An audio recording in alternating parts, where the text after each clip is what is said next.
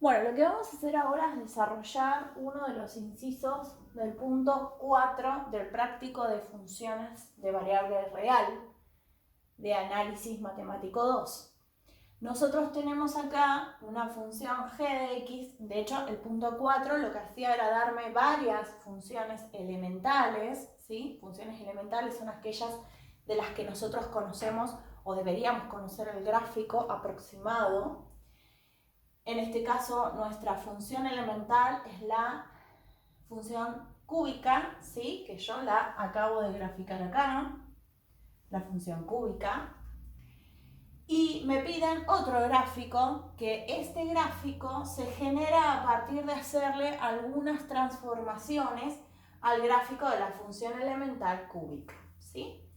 Yo lo que hice acá es graficar la función elemental x al cubo, que se supone nosotros ya la debemos de conocer, ¿sí? Marqué algunos puntos para poder guiarme y voy a aclarar lo siguiente. Mi gráfico es un gráfico hecho a mano alzada, está de manera aproximada, no está bien graficado, ¿sí? Lo que se espera es que ustedes, al contar con los elementos, puedan realizar mínimamente el gráfico de los ejes cartesianos con una regla o con una escuadra. Yo en este caso no cuento con los recursos, por lo que voy a tratar de hacerlo lo más aproximado posible, pero bueno, tengan en consideración que puede haber errores de aproximación, ¿sí? Porque estoy graficando a mano alzada. Eso siempre ocurre cuando uno no utiliza los recursos de manera adecuada.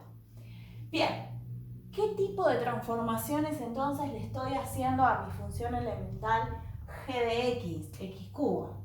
Fíjense que aquí aparece la función g de x, ¿sí? Esta función x cubo, y le estoy aplicando algunas transformaciones. Lo que yo tengo que ver es analizar cuáles son las transformaciones de manera detenida, porque tengo que ver cuál es la transformación que se aplica primero y luego cuál es la otra de manera secuencial, ¿sí?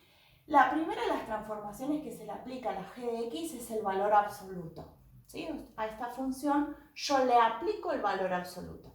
¿Qué sucede cuando uno le aplica el valor absoluto a una función? Y fíjense que el valor absoluto siempre me da un resultado positivo porque es la distancia de los valores x al centro del eje cartesiano, es decir, al cero. Entonces, si el valor absoluto, al aplicárselo a un número, siempre me devuelve su distancia al cero, o sea, su valor positivo, cuando yo le aplique el valor absoluto a esta función, la función, todo lo que toma de manera negativa, se transforma en positivo. Por lo que esta rama, que se da para los negativos, pasa a ser positiva, se refleja sobre el eje X, ¿sí? Por lo tanto, la gráfica me quedaría algo así. Por acá va a haber un punto y la gráfica viene así. Y si yo siguiera dibujando, graficaría esta, pero esta sería otra función, ¿sí? La menos g de x. Bien, algo así. Entonces, esta rama la voy a borrar. Ya no la necesito porque yo ya le apliqué la función valor absoluto. Algo así. Acá igualmente quedaría un poquito más como, a ver si la puedo dibujar mejor.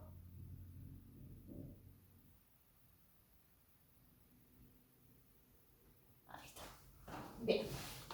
Bueno, lo que hice entonces fue reflejar aproximadamente la rama que había negativa hacia arriba, es decir, por encima del eje X, ¿sí? Fíjense que el eje X me sirvió como un espejo.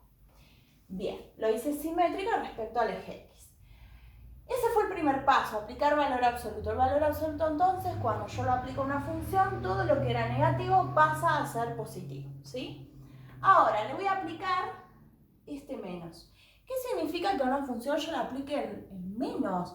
Significa que cambia de signo toda la función. O sea, si la función en algún momento era positiva, con este signo negativo va a volverse negativa.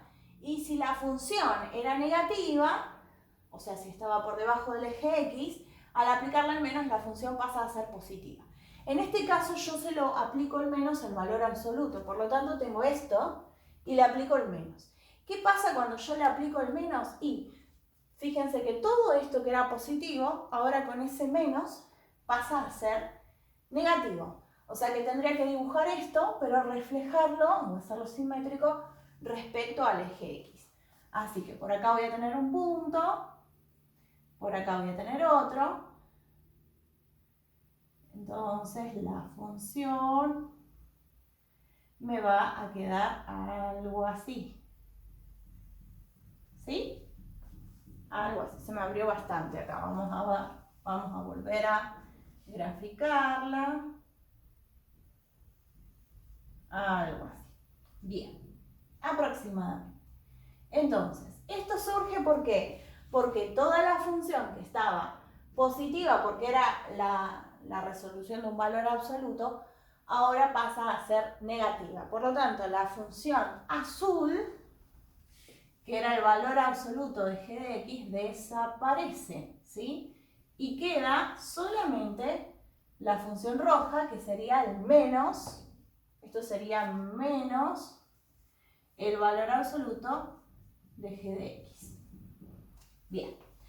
Ahora, no terminó ahí, porque la secuencia de las transformaciones era primero le apliqué el valor absoluto, luego le apliqué el negativo, el menos, y por último le sumé 3.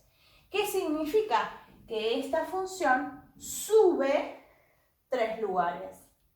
Por lo que la función esta me va a quedar algo así.